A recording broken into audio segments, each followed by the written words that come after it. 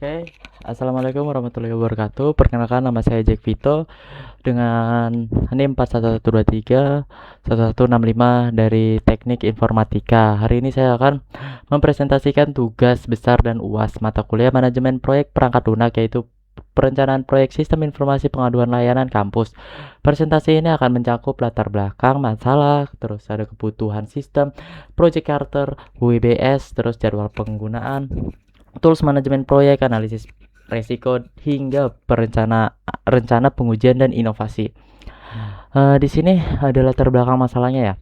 Permasalahan yang melatar belakang ini proyek ini adalah pengaduan layanan kampus, baik akademik, fasilitas, IT, kebersihan, keamanan maupun administrasi. Masih ditangani lewat kanal yang terpisah, WhatsApp pribadi, email, dan laporan langsung. Karena tidak terpusat, muncul 4 akibat, yaitu status pengaduan sulit dilacak mahasiswa, terus ada unit layanan kesulitan menentukan prioritas, tidak ada rekapitulasi berkala, dan pimpinan kesulitan mengevaluasi kualitas layanan. 4 masalah inilah yang menjadi dasar mengapa sistem terpusat ini perlu dibangun. Di sini ada nih, kalau bisa dilihat, yang tadi yang saya bilang akibat tidak terpusatnya itu, eh jadi pemimpin itu bakalan sulit mengevaluasi kualitas layanannya. Terus di sini ada tujuan dan manfaat proyek. Di sini ada tujuan itu berdasarkan masalah yang tadi kita baca ataupun yang saya baca tadi. Itu proyek ini punya 5 tujuan utama, di antaranya menyediakan media pengaduan yang terpusat, memudahkan mahasiswa memantau status secara real time. Terus eh dan meningkatkan transparansi layanan kampus. Manfaatnya sendiri dirasakan oleh ada 4 pihak di sini. Di sini kita bisa lihat ada mahasiswa, admin, dan petugas, dan institusi yang mendapatkan kejelasan distribusi serta prioritas kerja. Pimpinan juga mempunyai data sebagai dasar evaluasi, dan institusi secara umum mendapatkan peningkatan yang transparansi serta citra layanan. Terus kita sambung lagi ke stakeholder dan ruang lingkup.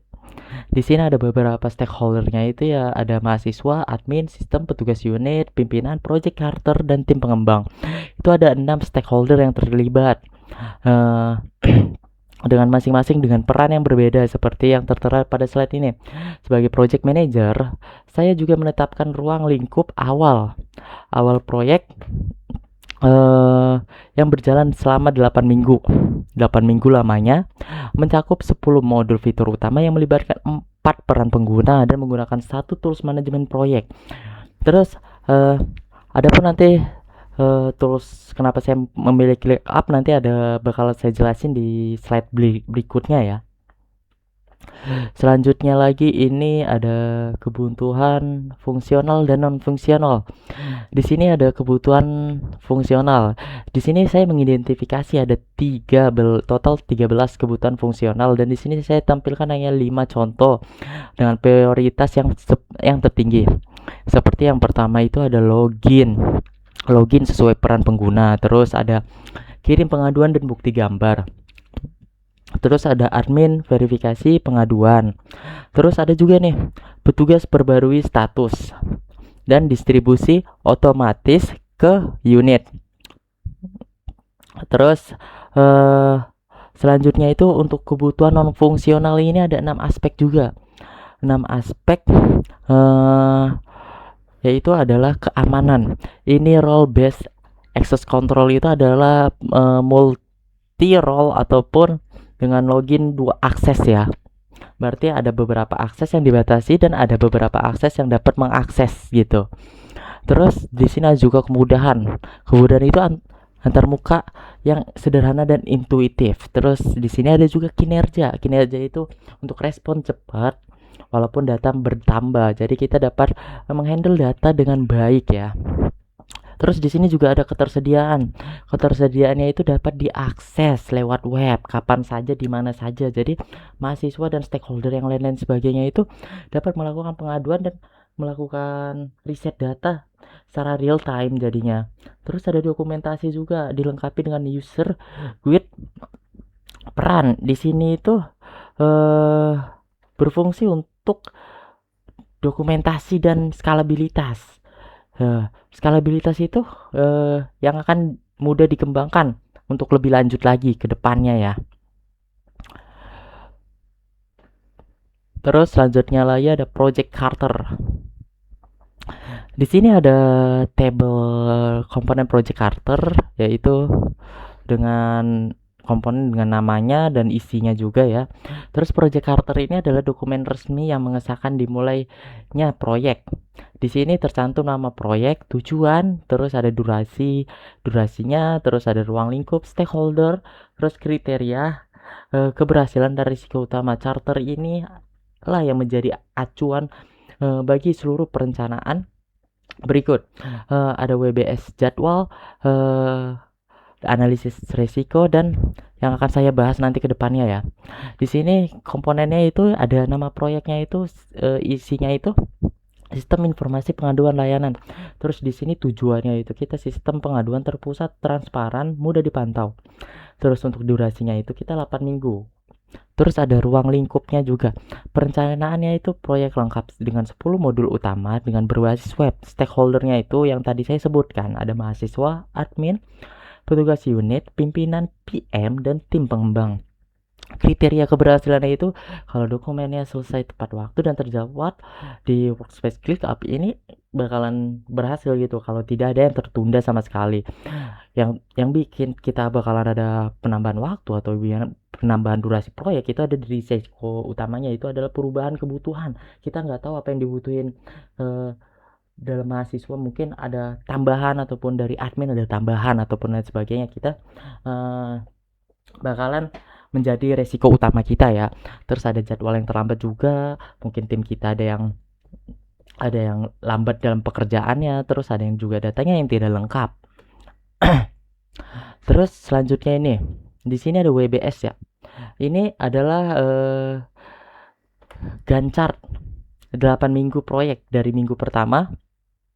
eh oh, bukan salah. Ini kita masih WBS ya, work breakdown struktur. Ini adalah untuk memecahkan keseluruhan proyek menjadi 6 paket kerja utama, yaitu inisiasi, analisis kebutuhan, perancangan sistem, pengembangan, pengujian, serta evaluasi dan penutupan. Inisiasi ini adalah project character yang tadi saya sebutkan, analisis kebutuhan yang kita butuhkan dari non fungsional dan fungsional.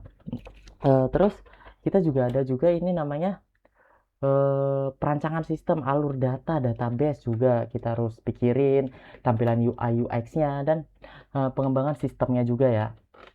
Terus kita juga harus mikirin namanya pengujiannya juga. Di sini juga evaluasi itu kita laporan dan presentasi. Kita akan mempresentasikan hasil kinerja kita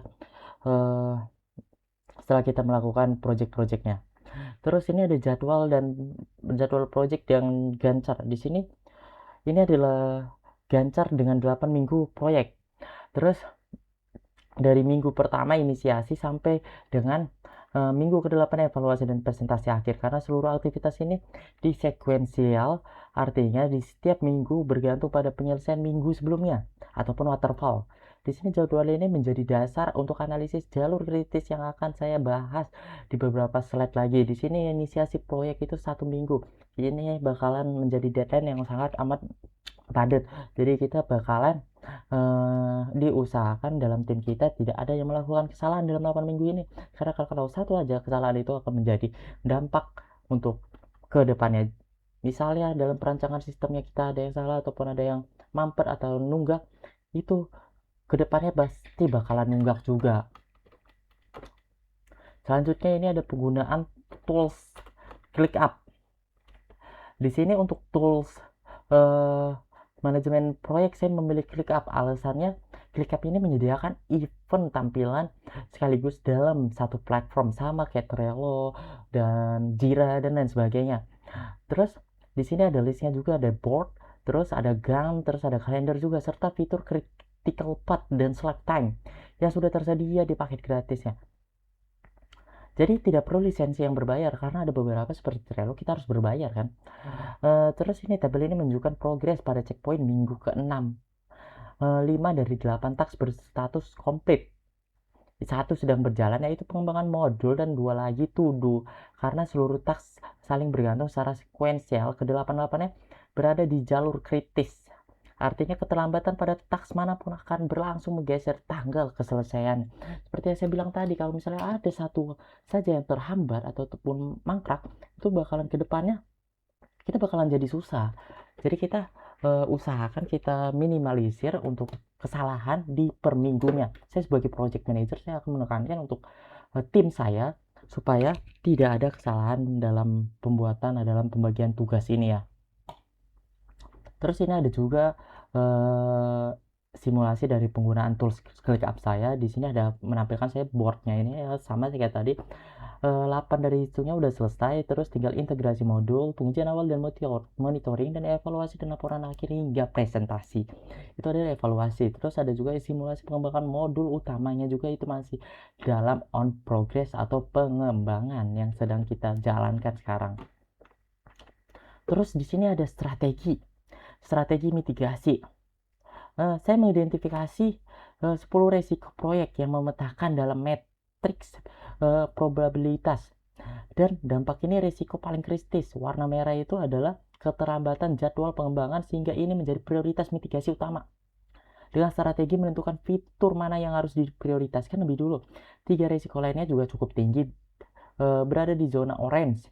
Perubahan kebutuhan pengguna, risiko keamanan data, dan miskomunikasi antara peran. Ketika saya mitigasi lewat dokumen kebutuhan yang disetujui sejak awal, role access, dan rencana komunikasi. Seperti yang Anda lihat ini, yang pertama ada jadwal pengembangan terlambat, terus ada kebutuhan penggunaan yang berubah, itu juga bisa bikin resikonya bikin tinggi juga ya. Terus ada juga miskomunikasi antar peran juga, itu kita harus minimalisir juga, dikarenakan miskomunikasi ini antar sama tim itu harus kita hindarin, dikarenakan ini bakal berdampak buruk juga bagi project yang sedang kita kerjakan ya. Selanjutnya di sini ada monitoring dan laporan status proyek. Di sini itu progresnya ini proyek ini dipantau pada 3 checkpoint, yaitu minggu 4 di angka 50%, dan minggu ke-6 di 75%, dan minggu ke-8 itu 100% selesai. Ini adalah target yang saya buat. Jadi ketiga checkpoint ini semuanya berstatus on track. Artinya ada penyimpanan signifikan dari rencana awal yang menunjukkan strategi mitigasi risiko keterlambatan yang saya terapkan berjalan efektif. Di sini on track berarti tercapai. Berarti ini adalah estimasi waktu yang kita butuhkan, ataupun di minggu ke-6 kita harus udah 75%, di minggu ke-8 kita harus udah 100%. Kita harus mempunyai target. Karena kan kalau kita project kita mangkrak ya, kita nggak enak juga ya sama ini kita ya, sama mitra kita juga. Terus di sini ada rencana integrasi dan pengujian awal. Sebelum sistem ini digunakan, saya rencanakan pengujian 5 modul secara berurutan, mulai dari login form pengaduan, verifikasi status pengaduan, dan laporan. Urutan integrasi ini penting karena tiap modul bergantung pada modul sebelumnya. Misalnya modul status tidak bisa diuji kalau modul verifikasi belum berfungsi dengan benar. Jadi ini modul ini saling bertautan lah. Kalau misalnya kita salah satunya aja yang belum bisa, kita nggak bisa langsung loncat dari form pengaduan ini ke status pengaduan, kita nggak bisa seperti itu. Jadi dikarenakan dalam sistem itu kita harus mempunyai algoritmanya masing-masing ya teman-teman ya. Jadi yang teman-teman harus pahami seperti itu. Urutan integrasi ini sangat penting juga ya teman-teman. Terus di sini ada inovasi proyek. Saya mengusulkan ada 8 inovasi untuk pengembangan sistem ke depan. Tapi yang saya tampilkan di sini 3 yang prioritas untuk iterasi pertama adalah dashboard visualisasi, notifikasi otomatis, dan QR code untuk pelacakan tiket. Ketiganya ini dipilih karena dampaknya tinggi bagi pengguna. Namun kompleksitas implementasi relatif rendah, sehingga realistis dikerjakan dalam 8 minggu. 5 inovasi lainnya seperti chatbot, FNQ, terus dan analisis tren bulanan tetap saya dokumentasikan sebagai kandidat iterasi berikutnya. Terus ini ada tren pengaduan ini Kenapa dashboard visualisasi sangat penting itu ya karena ini sistem awal ya, landing page-nya kita harus kita pikirin juga, terus notifikasi otomatisnya juga kita harus berfungsi untuk supaya nanti ada keluhan utama mahasiswa kita langsung ada notifikasi otomatis. Terus ada QR code juga, itu lacak status yang cukup tanpa perlu login berulang. Terus selanjutnya ini ada rancangan manajemen proyek yang siap dijalankan. Sebagai kesimpulan, rancangan manajemen proyek ini sudah lengkap dan sudah siap dijalankan. Dokumennya itu mencakup project charter, WBS, jadwal anggaran, resiko, hingga rencana pengujian. Tools yang saya gunakan menjadi media perencanaan dan monitoring yang transparan. Dengan durasi 8 minggu dan anggaran sekitar 9 juta 9 juta rupiah. Proyek ini realistis dan dapat menjadi fondasi bagi pengembangan sistem yang sesungguhnya. Terus di sini bisa kita lihat itu dari segalanya rangkuman yang sudah kita buat. Ya, kita sangat penting aplikasi seperti tools seperti ClickUp untuk memanajemen waktu setiap tim kita, dikarenakan kalau tidak ada manajemen waktu yang bagus itu bakalan bikin suatu proyek itu mangkrak ataupun menjadi kurang bagus ya di mata mitra. Kita juga harus membangun kepercayaan mitra juga. Dengan begini mungkin hanya ini saja yang bisa saya sampaikan, kurang lebihnya mohon maaf. Assalamualaikum warahmatullahi wabarakatuh.